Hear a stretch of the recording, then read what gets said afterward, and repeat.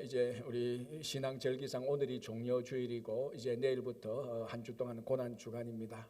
그래서 오늘 이 시간 내일부터 시작되는 고난 주간에 맞추어서 같이 오늘 그 고난에 대해서 같이 한번 말씀을 나누려고 합니다. 오늘 본문 베드로전서 4장 13절 보면요, 사도 베드로가 우리들에게 이렇게 권면하고 있습니다.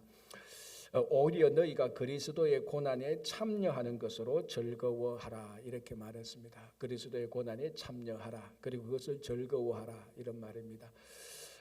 일단의 그룹의 사람들이 자기에게 주어진 십자가를 다 지고 예수님을 만나러 갔습니다. 그러니까 그 십자가가 다, 자기에게 주어진 십자가가 다 가볍지 않지 않습니까? 다 무겁고 힘들고 뭐 어떨 때는 거추장스럽고 뭐 짜증도 나고 불평도 나는 그런 힘든 십자가입니다. 쭉 지고 가는데 낮엔 또 땡볕이 나고 하니까 다 힘들지 않습니까? 이제 그 중에 한 사람이 장꾀를 생각했습니다. 이 너무 힘드니까 다른 사람이 안 보는 틈을 타서 톱을 가지고 십자가 한쪽을 좀 밑에 좀 잘라냈습니다. 그러니까 훨씬 가벼워졌죠. 이제 좀 훨씬 가벼워진 십자가 지고 이렇게 갑니다. 또 가다 보니까 뭐 땡볕이 나고 막 덥고 하니까 한 번 자른 십자가 두 번이나 못 자르겠습니까? 또 톱을 한 번 더 잘라냈습니다. 그러니까 이건 무거운 십자가가 아니고 가벼운 십자가가 되었습니다. 그래서 그 십자가 지고 가는데 옆에 사람들 보니까 다 자기 거 무거운 거 지고 땀 뻘뻘 흘리면서 힘들어하는 거 보니까 속으로 좀 비웃기도 하고 좀 어리석은 사람이라 이렇게 좀 생각이 들었습니다. 이 가벼운 십자가를 지고 이제 계속 가는데 드디어 이제 저쪽에 예수님이 보이는 겁니다. 예수님께서 두 팔을 벌리고 다 자기들을 초청해 주십니다. 그래서 막 기뻐가지고 예수님 앞에 가까이 갔는데 먼 데서는 안 보였던 그 도랑이 있는 겁니다. 이 도랑을 건너가야 이제 예수님을 만나는데 예수님께서 다 도랑을 건너오라 그럽니다. 그런데 보니까 다리도 없고 징검다리도 없고 돌다리도 없고 아무것도 없습니다. 우리가 어떻게 건너갈까요 하니까 예수님께서 너희들 지고 온 십자가 있잖아, 그거 도랑에 다 올려놓고 그걸 다리로 삼고 건너오라 그랬습니다. 사람들이 다 자기 십자가 도랑에 딱 내니까 마치 치수가 잰 듯이 거기에 딱 맞는 거예요. 한 사람 빼고 톱으로 십자가 잘랐던 사람, 그 도랑에 나니까 안 되는 거예요. 그래서 도랑을 건너지 못해서 예수님을 만나지 못했다는 그런 이야기가 있습니다. 무슨 말이겠습니까? 십자가 없이 예수님께 가까이 갈 수 없는 것이죠. 물론 우리가 십자가가 없어도 예수님이 좋은 사람이다, 유대인으로 나셨다가 그 유대인들한테 모함을 받아서 십자가에 달려 돌아가셨더라, 그 정도 예수는 다 만날 수 있습니다. 좋은 사상가나 철학가나. 그러나 그분이 정말 우리 죄를 대신 지시고 우리 죄 때문에 십자가에 달려 돌아가시고 3일 만에 부활하신 우리의 구주 그리스도로서의 예수님은 십자가 없이는 결코 만날 수가 없습니다. 십자가를 통과하지 않고서는 예수님을 만날 수 없습니다. 그래서 여러분, 우리 십자가의 짐이 좀 무겁고 힘들다 할지라도 자르지 마시고 그거 지고 가면 되는 겁니다. 그런데 이 십자가의 짐과요, 율법이 우리들에게 주는 짐은요, 공통점이 있고 차이점이 있습니다. 공통점은 뭔가 하면 다 힘듭니다. 다 벅차죠. 다 이게 율법을 행해서 행하는 우리의 짐, 십자가를 지고 가는 고난의 짐은 다 힘들고 괴롭지만요, 중요한 차이점이 있습니다. 중요한 차이점이 뭔가 하면 십자가의 짐, 십자가의 고난은요, 그 안에 즐거움이 있습니다. 기쁨이 있습니다. 그래서 희망을 가질 수 있고 기대할 수 있습니다. 그런데 율법의 짐, 율법이 우리들에게 주는 이 짐은요, 지면 질수록 더 힘들고 버든되고 아무런 기쁨이 없고 희망이 없습니다. 마치 쳇바퀴 돌아가듯이. 그래서 우리가 져야 될 짐, 우리가 담당해야 될 이 고난은 율법을 지키느라고 애쓰고 힘쓰는 그런 짐, 그런 것이 아니고 주님께서 우리를 위해서 대신 지신 그 십자가, 이제 우리 그 십자가의 짐을 지고 갈 때 거기에 생명 대신 예수 그리스도를 만나고 그런 기쁨으로 살아가게 되는 것입니다. 그래서 오늘 사도 베드로가 그리스도의 고난에 참여하라, 그리고 그것을 즐거워하라, 고난의 즐거움을 우리들에게 권면하고 있습니다. 그래서 오늘 우리가 성경을 통해서 믿음의 선진들을 통해서 이 고난을 통하여서 즐거움을 누렸던 그 경우들을 우리가 같이 한번 보겠습니다. 자, 첫 번째로 우리가 볼 거는요, 시편 31편 11절에서 13절 다윗인데요, 제가 봉독해 드리겠습니다.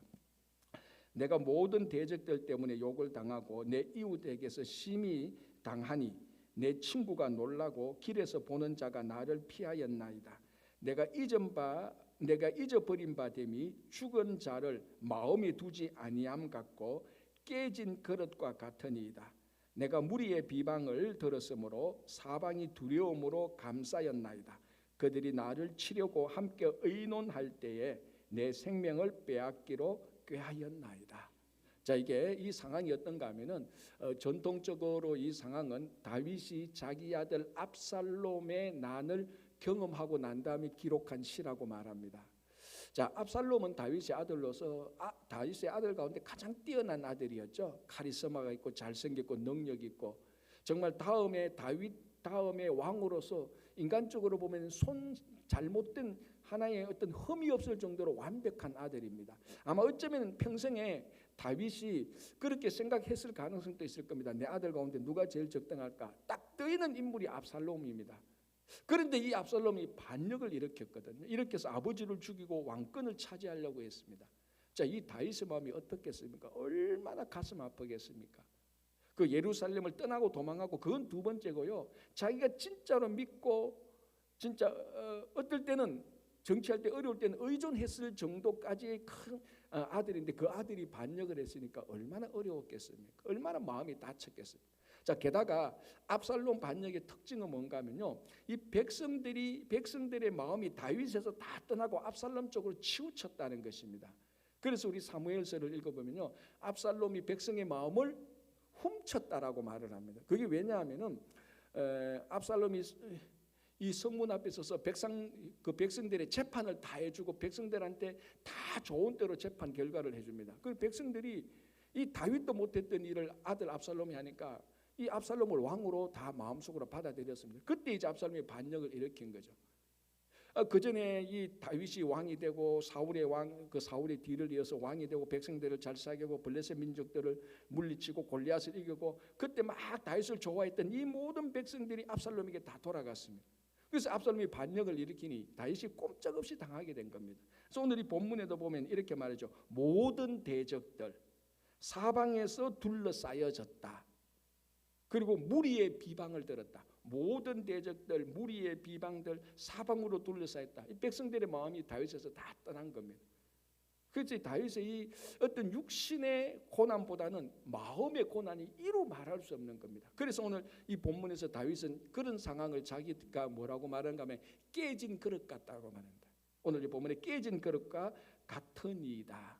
박살났습니다. 깨진 그릇. 자, 오늘날은 그릇 하나 깨지면요, 이게 뭐 과학하고 이런 기술이 발달해가지고 완전 복구합니다. 완전 복구하면 이 그릇이 언제 깨졌는가 흔적을 찾아볼 수 없을 정도로 기술이 뛰어나죠, 요즘은. 그런데 지금부터 다윗이 있을 때 3000년 전에요, 그릇이 깨지면요, 이거 복구가 안 됩니다. 물론 그 당시 가지고 있던 접착제로 약간은 붙일 수가 있겠죠. 그러나 완전한 그릇처럼 복구가 안 되죠. 이게 접착했다 할지라도 깨진 흔적들이 다 남아 있지 않습니까? 그러니까 깨진 그릇이라는 것은 인간의 힘으로 복구가 안 되는 상황을 말하는 겁니다. 지금 다윗이 그렇게 됐다는 겁니다. 고난을 당해서. 자, 이런 고난이 다윗의 인생을 박살내버렸습니다. 여기에 무슨 기쁨이 있고 무슨 즐거움이 있겠습니까? 그죠? 아무런 기쁨이 즐거움이 없습니다. 자, 그럼에도 불구하고 다윗은 이 고난을 어떻게 극복하는가? 아까 읽었던 31편, 시편 31편 14절 그 다음 구절을 보면요, 다윗이 이렇게 말합니다. 여호와여, 그러하여도 무슨 말입니까? 아들이 나를 대적하여도 온 백성이 내게 등져도 내가 깨진 그릇이 되어도, 자, 여호와여 그러하여도 나는 주께 의지하고 말하기를. 여기에 의지라는 말이 중요하죠. 내가 완전히 깨진 그릇처럼 인생이 박살나 보니 이거 인간의 힘으로 복구 못한다는 겁니다. 자기가 비록 왕이지만 복구 못합니다. 아니지, 이제 뭐 쫓겨다니는 신세니까. 어떻게 깨진 그릇을 복구할 수 있습니까? 하나님만 복구할 수 있다는 겁니다. 그래서 하나님께 의지하게 되는 겁니다. 자, 여러분, 성도의 기쁨이 어디 있습니까? 이 세상에 진짜 우리 이 뉴욕 이 지역에서 아주 힘 있는 사람한테, 그 힘 있는 사람에게, 그 권력자에게 의지해서 살아가는 것이 기쁩니까? 막 엄청난 대기업에 돈 많은 그 사람에게 권력 어떤 그런 사람에게 의지해서 사는 게 기쁩니까? 세상 사람은 그럴 수 있습니다. 그래서 세상 사람들이 내가 누구를 안다라고 막 뻑이죠. 권력자를 알고 국회의원을 알고 상원의원을 알고 내가 그 대기업의 회장을 안다. 그렇게 자기가 그 사람들을 의지하면서 세상에서 그런 얘기하는 것을 즐거워합니다. 그러나 성도의 기쁨은 그렇지 않습니다. 성도의 기쁨은 하나님을 내가 의지하고 있다는 것을 사람들에게 말할 때 거기에 기쁨이 있는 겁니다. 성도의 기쁨은 하나님을 의지하는 데 기쁨이 있는 거예요. 자, 여러분 한번 생각해 보십시오. 우리들이 어릴 때 또는 우리들의 자녀들이 이 자녀들이 어려움을 당하게 됐습니다. 자기의 힘으로 해결할 수 없습니다.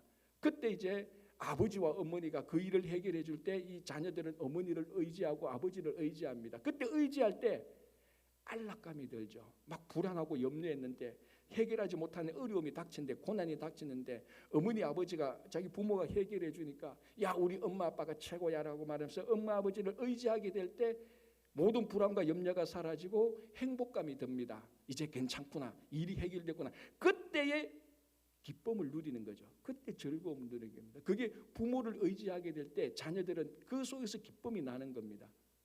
자, 똑같은 이유입니다.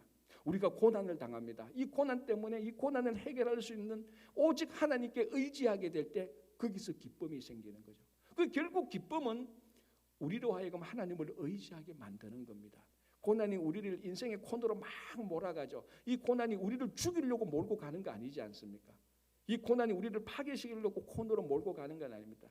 사람이라는 게요, 인생의 코너에 몰리면요 하나님을 의지합니다. 성도들은 그래서 하나님을 의지하기 때문에 말면 기뻐하고 이것이 고난에서 나오는 겁니다.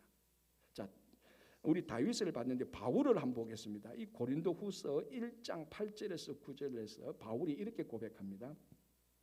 형제들아, 우리가 아시아에서 당한 환난을 너희가 모르기를 원하지 아니하노니 힘에 겹도록 심한 고난을 당하여 살 소망까지 끊어지고 우리는 자신이 사형 선고를 받은 줄 알았으니 이는 우리로 자기를 의지하지 않고 오직 죽은 자를 다시 살리시는 하나님만 의지하게 하심이라. 이 바울의 고백은 다윗의 고난하고 똑같습니다. 믿음의 선진들이 고난을 당하게 될 때요 하나님을 의지하게 되는 이 고백은 다 똑같은 거예요. 자, 바울이 뭐라고 말합니까? 아시아에서 당한 고난. 자, 우리가 그 사도행전에 보면 그런 흔적들이 나타나셨습니까? 이게 사람이 상상할 수 없는 고난을 당했습니다. 뭐 자기가 잘못해서 고난 당했습니까? 자기 잘 먹고 잘 살려고 고난 당한 거 아니지 않습니까? 복음 전하다가 고난을 당했습니다. 그래서 바울은 고린도후서에서 그 고난 때문에 살 소망까지 끊어졌다. 이 바울이 얼마나 의지가 단단한 사람입니까? 웬만하면은 살 소망까지 끊어졌다고 말할 사람이 아니지 않습니까? 근데 그런 엄청난 고난을 당하니 살 소망까지 끊어졌다라고 말하고 뭐라고 말합니까? 내가 사형 선고 받은 것 같다라고 말. 끝장난 거예요. 자, 여기서 이런 사형 선고 받은 인생, 살 소망까지 끊어진 이 인생을 하나님께서 이 고난 통해서 바울을 어떻게 몰고 갑니까? 말하지 않습니까? 죽은 자를 다시 살리시는 하나님을 의지하게, 아니죠, 하나님만 의지하게. 이건 다르죠. 하나님을 의지한다는 것은 하나님도 의지하고 다른 것도 의지할 수 있는 겁니다.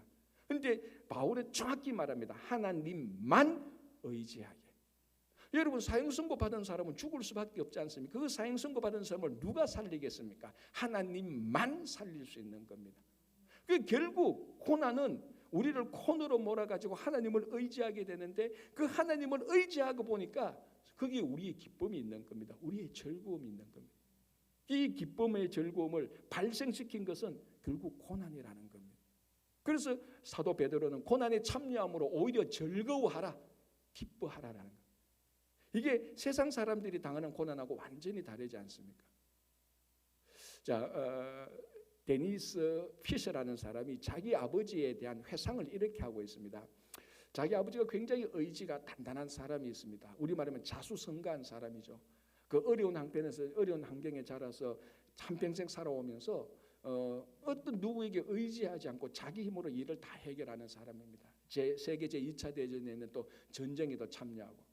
근데 이 데니스 피셔라는 사람이 이제 예수를 믿게 됩니다. 예수를 믿게 보니까 너무 좋거든요. 그래서 자기 아버지한테 아빠도 교회 가서 우리 예수 믿어. 우리말로 하면 전도를 했단 말이에요. 그러니까 이 아버지가 하는 말이, 야, 내 인생에 있어서 종교라는 인생의 목발은 필요 없어. 걷어치워. 이렇게 말을 했다는 겁니다.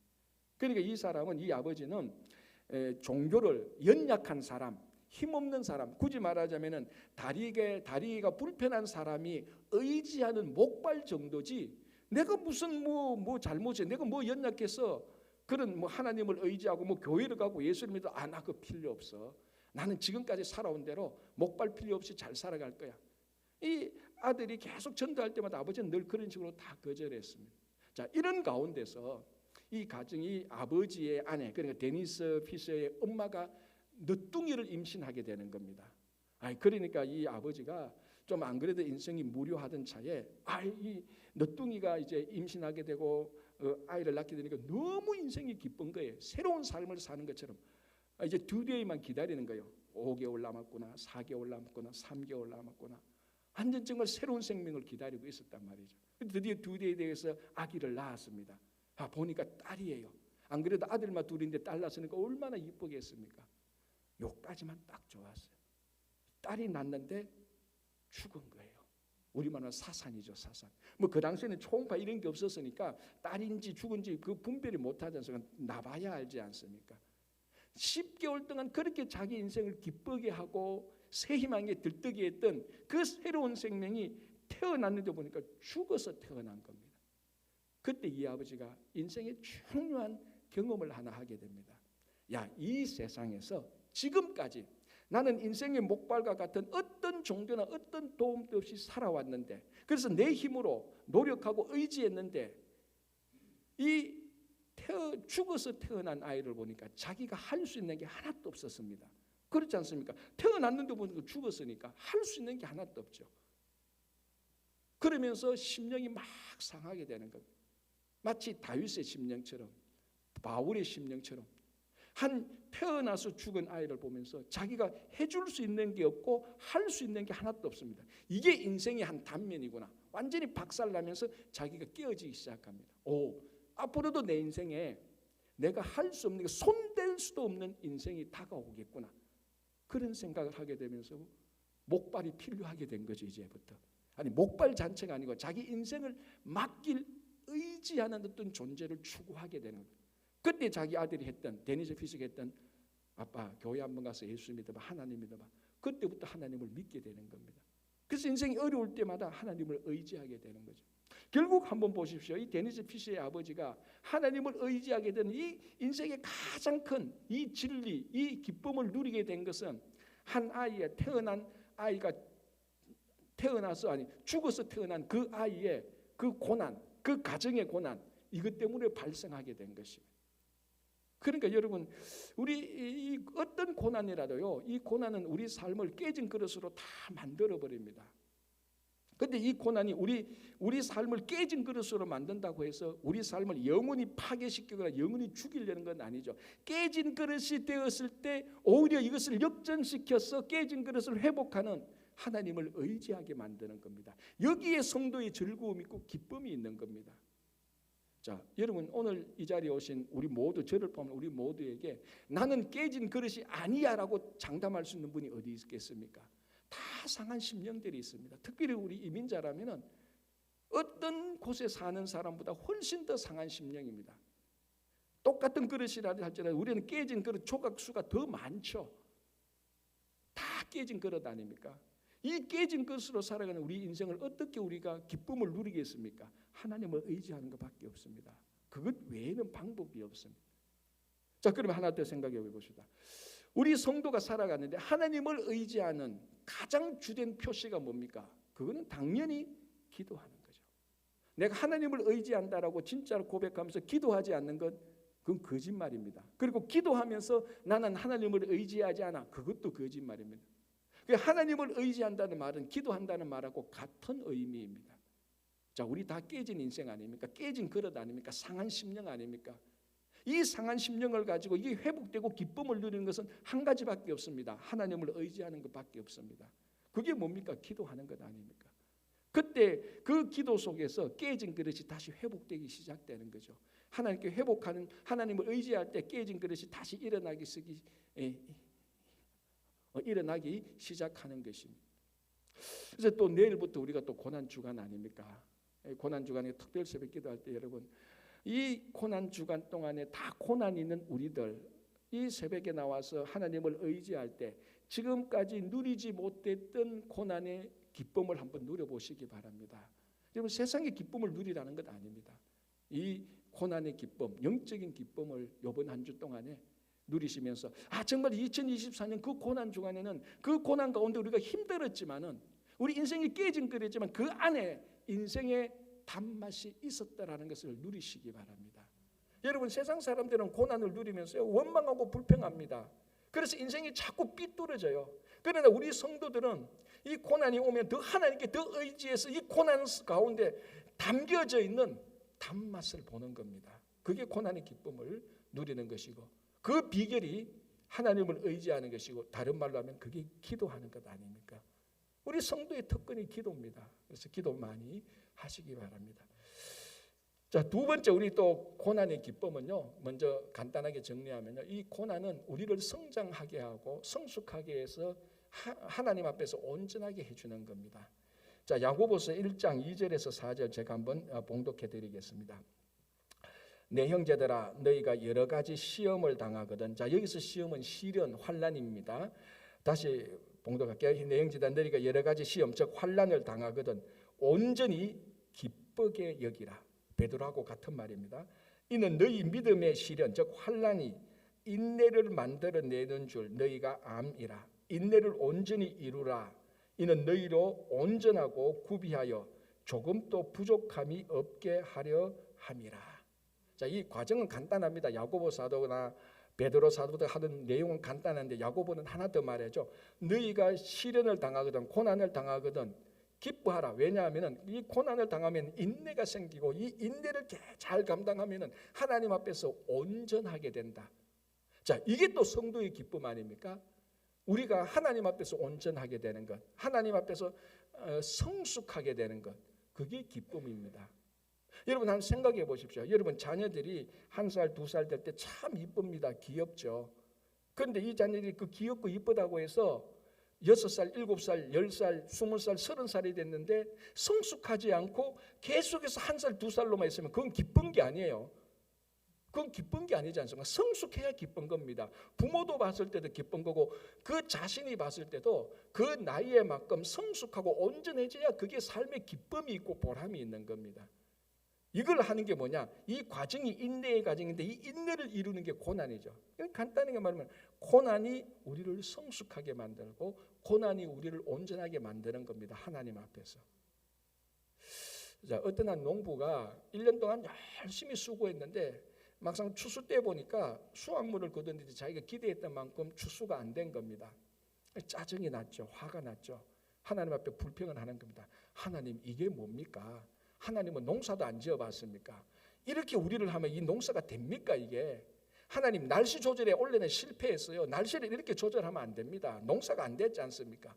그러면서 툭 던진 말이 하나님 내년 한 해 동안 내한테 날씨 조절할 수 있는 정권을 내한테 주십시오. 제가 한번 보여주겠습니다. 날씨를 어떻게 조절하고 어떻게 해야 수확이 잘 되는가.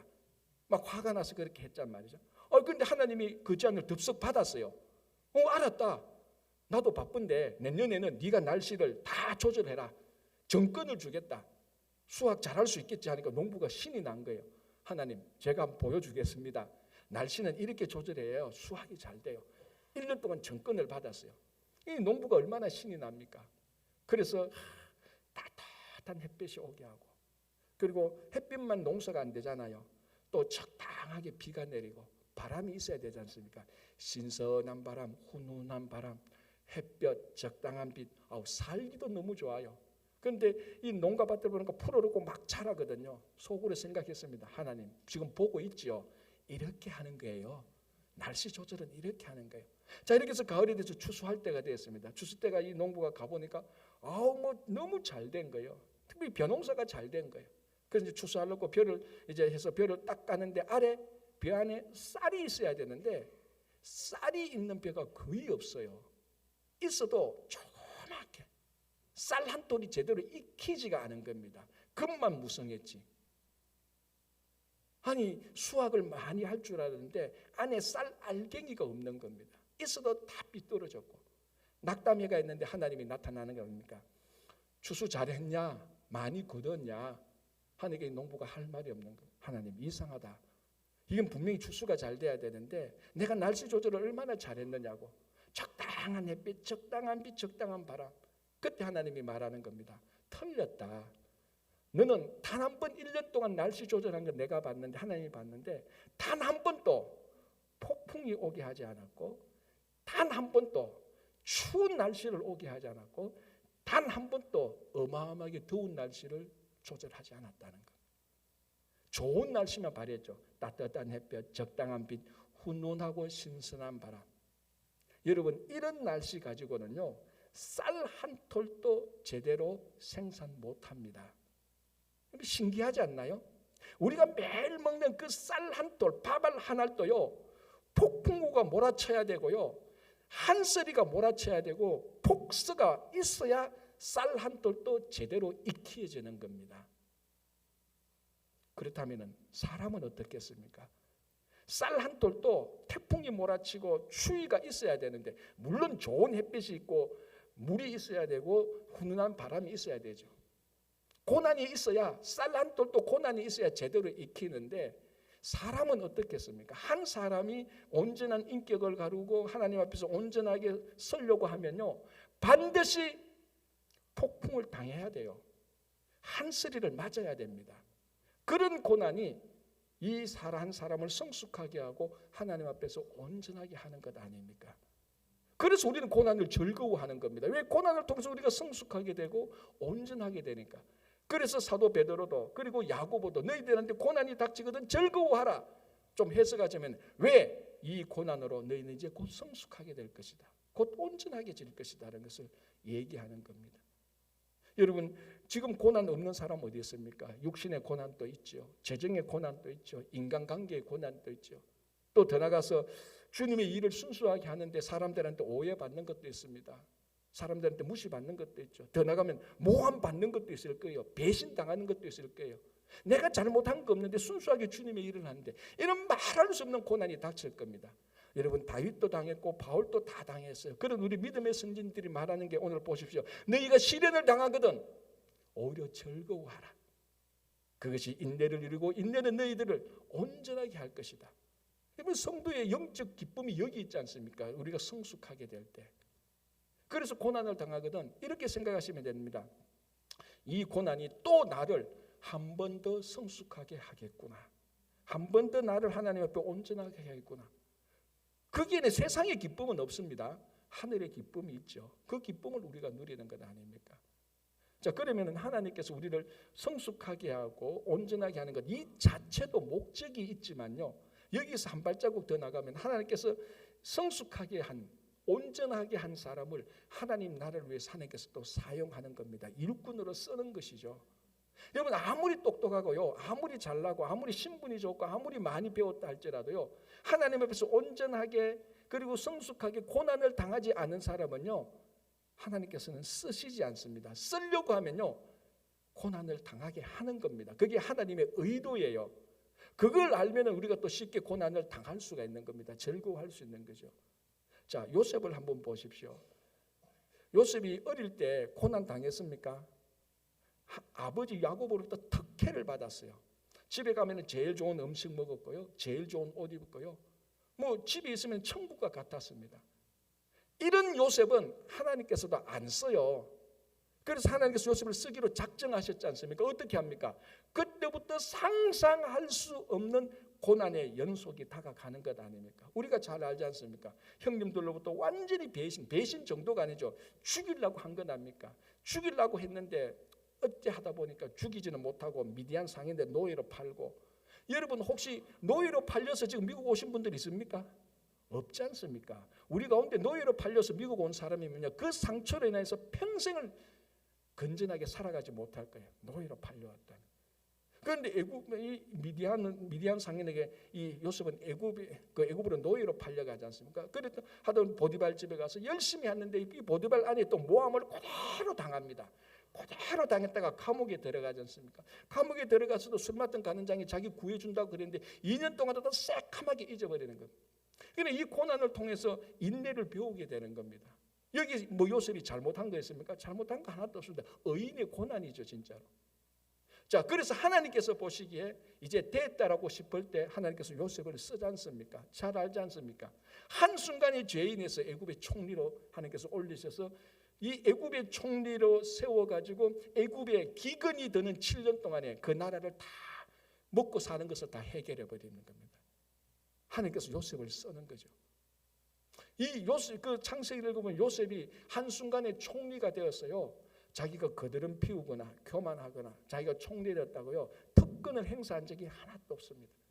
우리 같으면 주변에 한번 보십시오. 흔히 우리 한국식으로 말하면 촌부들 있지 않습니까? 갑자기 땅 팔아서 부자 된 사람요. 이게 인격하고 물질하고 밸런스가 안 맞으니까 다 깨지는 거예요. 왜? 이게 촌부의 특징이 뭡니까? 그 물질을 잘 핸들링할 수 있는 인격적인 성숙이 없는 거예요. 그러니까 촌부라 그러면 우리가 부정적으로 생각하지 않습니까? 하나님은 절대로 촌부 같은 사람은 안 써요. 다듬어서 그 하나님의 마음에 합당하게 됐을 때 쓰는 겁니다. 그래서 여러분들이 고난을 당하고 있거든요. 고난이 찾아오면은 이 두 개는 확실합니다. 하나님께서 나를 성숙시키려고 하는구나. 또 하나는 하나님께서 나를 쓰시려고 하는구나. 여기 우리 기쁨이 있지 않습니까? 우리가 예수 믿는 건 뭡니까? 주님의 나라에 동참하는 것. 크든 적든 주님이 일을 할 때 우리 인생의 보람이 있고 기쁨이 여기 있습니다. 이 시발점이 뭐냐? 출발점이 뭐냐? 고난이라는 겁니다. 그래서 고난 속에 우리는 즐거워할 수 있죠. 자, 하나만 더 볼게요. 시편 34편인데요. 제가 봉독해 드리겠습니다. 34편 19절 20절인데요. 의인은 고난이 많으나 여호와께서는 그의 모든 고난에서 건지시는도다. 그의 모든 뼈를 보호하시며 그 중에서 하나도 꺾이지 아니하도다. 자, 이거는 다윗의 경우인데요. 다윗이 사울을 피해 가지고 이스라엘 땅에서 피할 땅이 없었습니다. 군사를 하도 풀어놓으니까. 그래서 궁여지책으로 어디로 도망갑니까? 블레셋 땅으로 도망을 갑니다. 자, 그 당시 블레셋은요 이스라엘하고 철전지 원수 아닙니까? 특별히 다윗은 블레셋 땅으로 가면 안 되지. 왜? 블레셋에 5도시가 있는데 그 중에 가드 사람 골리앗을 이겼지 않습니까? 그런데 마침 다윗이 사울을 피해서 블레셋으로 가는데 그 5도시 가운데 해필 간 곳이 가드예요. 가드 땅에 피신을 갑니다. 살기 위해서. 그런데 그때 다윗하고 골리앗을 싸울 때 있었던 군사들이 다윗을 알아봤지 않습니까?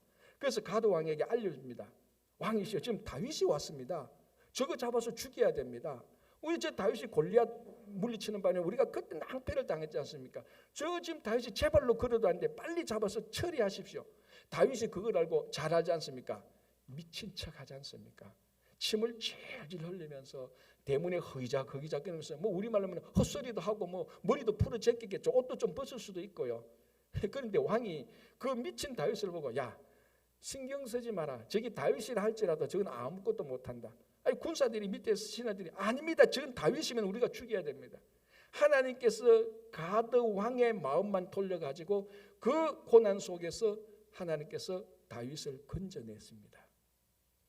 여러분, 우리가 고난 속에서 즐거워할 수 있는 이유는요, 어떤 고난을 당하더라도 의인의 고난이라면은 하나님께서는 그 고난에서 우리를 다 건져냅니다.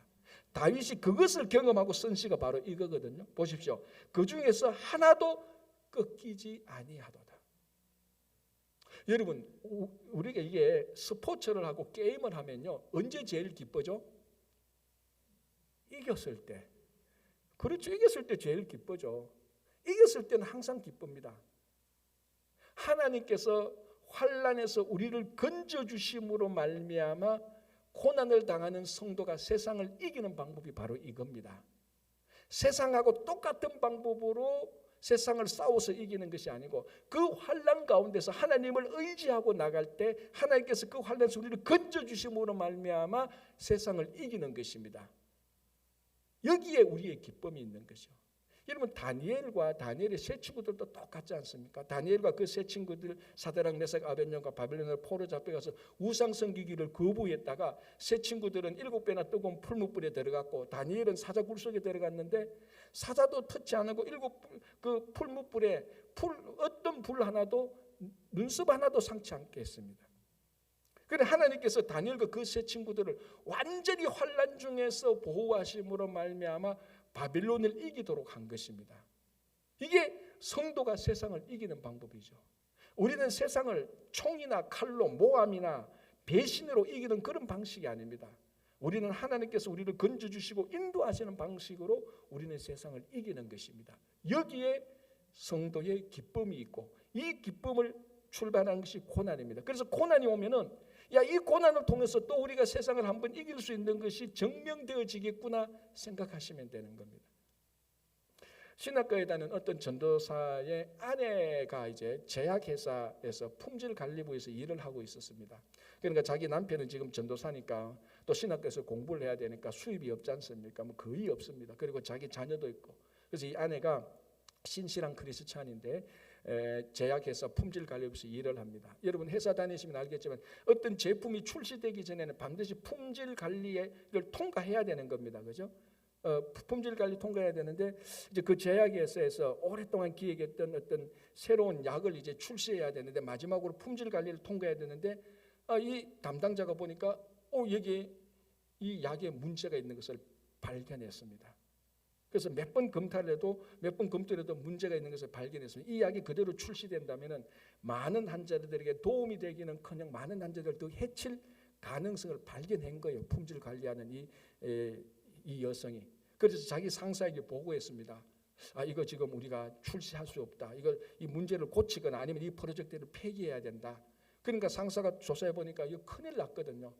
지금 그 마감 기한에 맞춰서 제품을 출시해야 되는데 지금까지 들어온 비용이 어마하고 이걸 폐기하지도 못하고 지금 다시 이것을 고쳐서 새로운 약을 만든다면 또다시 엄청난 비용이 드는 겁니다. 그러니까 이 상사가 이 품질관리 이 크리스찬에게 말합니다.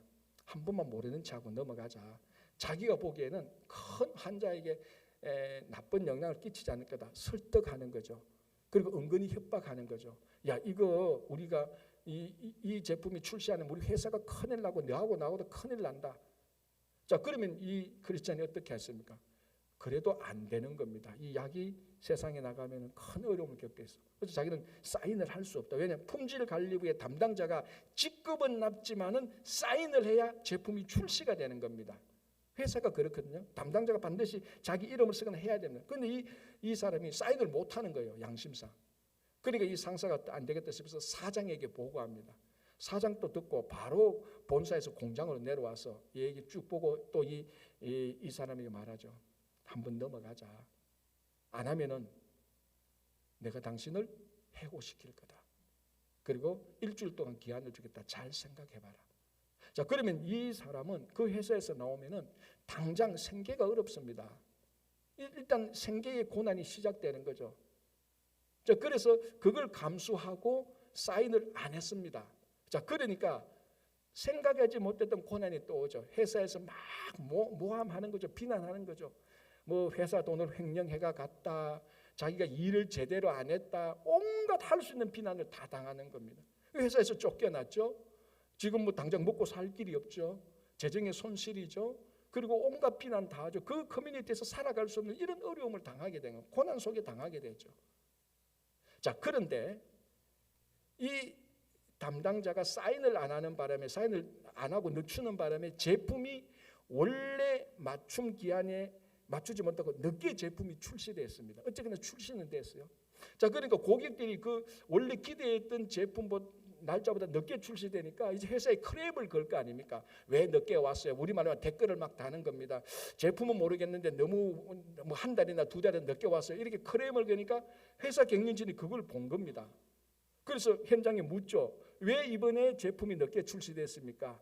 그 대답을 제대로 못할 것 아닙니까? 그래서 회사 경영에서 조사를 했습니다. 조사를 하니까 모든 사실이 다 드러나지 않습니까? 품질관리 담당자가 사인을 안 했다. 왜 안 했느냐? 불러서 말해. 왜 안 했느냐 하니까 이제 그걸 말할 수밖에 없지 않습니까? 내가 보니까 제품에 문제가 있다. 이 약이 출시돼서는 안 된다. 그래서 그 상사하고 사장하고 만나보니까 다윗 사람들이 압력을 주고 한 겁니다. 그래서 회사 경영진이 우리만을 주주총회를 열어서 사장을 해임시켜버린 거예요. 그리고 그 관련된 사람 다 해임시키고 대신 이 사람을 다시 회사로 불러들인 겁니다. 당신이야말로 진짜 우리 회사의 참된 직원이다. 그래서 한 계급이었죠. 한 직급 승진시키고 월급도 2배로 더 줬다는 이야기가 있습니다.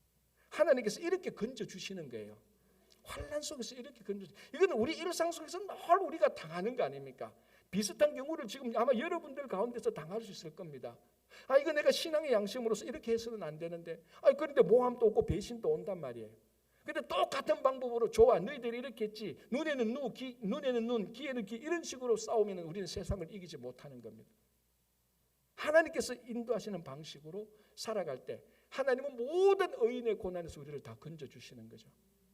지금 좀 어렵더라도, 그 인내하는 과정이 힘들고 어렵더라도, 의심이 들 때도 있겠지만, 혼란스러우겠지만, 하나님의 말씀은 약속합니다. 의인의 모든 고난에서 하나님께서 그 뼈를 완전히 보호하시며 하나님께서 다 건져주신다라고 말합니다. 여기에 이런 방식으로 우리가 세상을 이기는 겁니다. 여기에 성도의 기쁨이 있는 겁니다. 자, 시편 138편 7편이 이렇게 말합니다. 내가 환난 중에 다닐지라도 주께서 나를 살아나게 하시고 주의 손을 펴사 내 원수들의 분노를 막으시며 주의 오른손으로 나를 구원하시리이다. 이것이 우리 모두의 신앙 고백이 되기를 바랍니다. 기도하겠습니다. 하나님, 우리 가운데 환난 중에 당하는 분들이 있습니까? 기뻐하게 하여 주시옵소서.